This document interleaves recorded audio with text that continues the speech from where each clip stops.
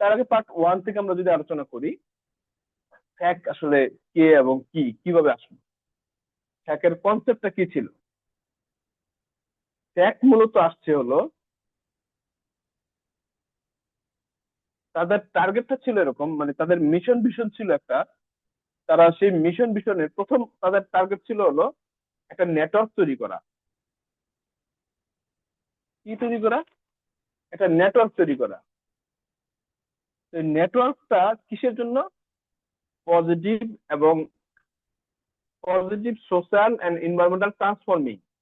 ইন্ডাস্ট্রির মধ্যে, যে ইন্ডাস্ট্রি আছে ইন্ডাস্ট্রির মধ্যে পজিটিভ ইম্প্যাক্ট নিয়ে আসা, পজিটিভ চেঞ্জ আনা, সোশ্যাল এন্ড এনভায়রনমেন্টাল যে ট্রান্সফরমেশন গুলো হয়, সোশ্যাল ট্রান্সফরমেশন হয়, এনভায়রনমেন্টাল ট্রান্সফরমেশন হয়, এই ট্রান্সফরমেশন গুলোকে চেঞ্জ নিয়ে আসা, পজিটিভ চেঞ্জ। এখন বলেন, পজিটিভ চেঞ্জ, ট্রান্সফরমেশন কি?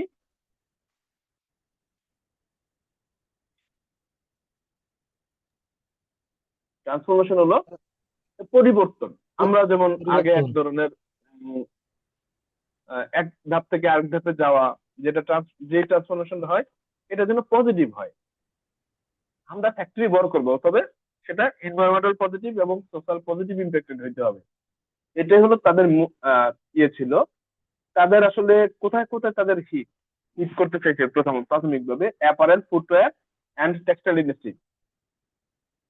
মানে তারা চাচ্ছে সাস্টেনেবল প্রোডাকশন করার জন্য apparel, footwear and textile industry থেকে। এটা যে হিস্ট্রিটা 253 diverse members of global stakeholder, এটা মোটামুটি 5 বছর আগের ডেটা। এখন হয়তো আরো অনেক বাড়ছে। 253 মেম্বার্স আছে তাদের গ্লোবাল স্টেক হোল্ডারে। আপনি চিন্তা করেন, আপনি 100 বায়ার যদি বলেন, 100% বায়ার তো কানেক্টেড না, অনেক বায়ার আছে কানেক্টেড না। তো সেক্ষেত্রে যারা কানেক্টেড, এরকম 253টা স্টেক হোল্ডার, 253টা স্টেক হোল্ডার কিন্তু অনেক। এখন সেই নাম্বারটা আরো বাড়ছে অবশ্যই। ভীষণ apparel, footwear and textile industry with no unnecessary environmental harm and positive impact on people and communities. আমরা জানি সাস্টেইনেবিলিটির কয়টা পিলার বলেন তো? স্যার কোশ্চেনটা আরেকবার বললে ভালো হতো। সাস্টেইনেবিলিটির পিলার কয়টা?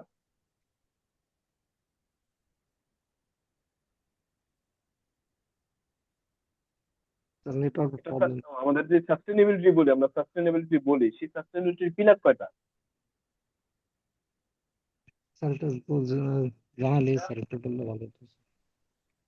সাস্টেইনেবিলিটির পিলার হলো তিনটা: পিপল, প্ল্যানেট, প্রফিট। আমি এবার যদি বলি প্ল্যানেট প্রফিট, বা প্ল্যানেট পিপল প্রফিট, বা পিপল প্ল্যানেট প্রফিট, এটাকে বলে 3P। আর তার মানে পিপল মানে কি? সোশ্যাল। প্ল্যানেট মানে কি? এনভায়রনমেন্ট। প্রফিট মানে কি? ইকোনমি, টাকা পয়সা, ফিনান্সিয়াল।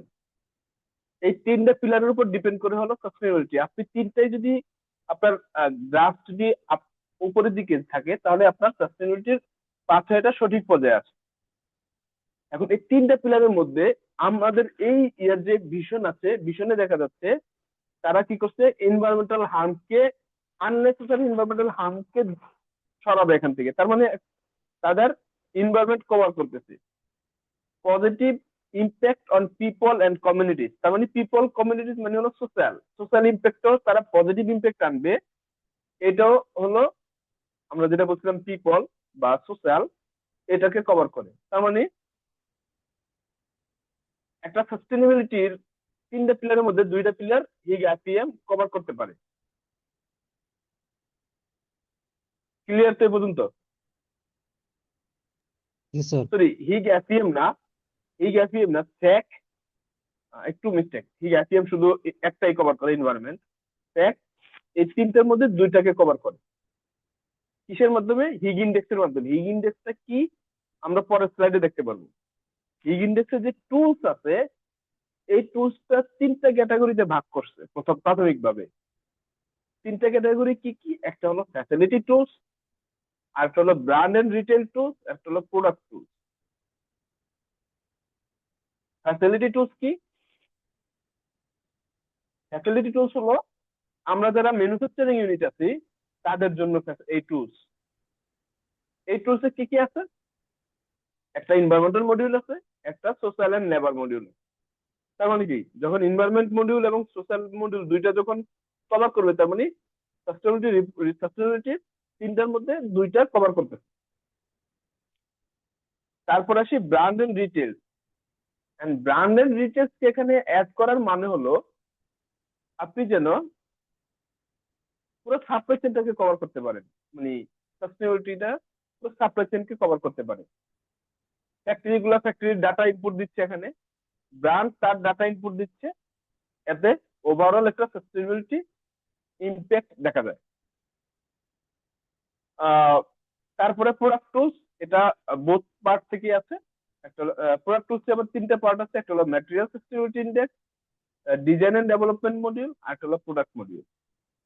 তা আমরা আসলে প্রোডাক্ট টুলস নিয়ে কাজ করি না, ব্র্যান্ড এন্ড রিটেল টুলস নিয়েও খুব একটা কাজ, মানে একবারই কাজ করি না। যারা ব্র্যান্ডের লোক তারা কাজ করে, আমরা মূলত কাজ করি হলো ফ্যাসিলিটি টুলস।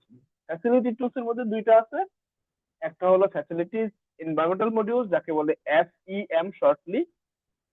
উপরে আসে হিগ ইন্ডেক্স, এখানে আছে FEM, তার মানে হিগ হিগ আমরা শর্টলি বলে ফেলি এটাকে হিগ FEM, বাট এটা আসলে হওয়া উচিত হিগ ইন্ডেক্স FEM। হ্যাঁ, এরপরে আছে আরেকটা আছে FSLM, facilities social and labour module. এটার ফুল ফর্ম হলো, শর্ট ফর্ম হলো FSLM। তো আমরা আজকে আলোচনা করবো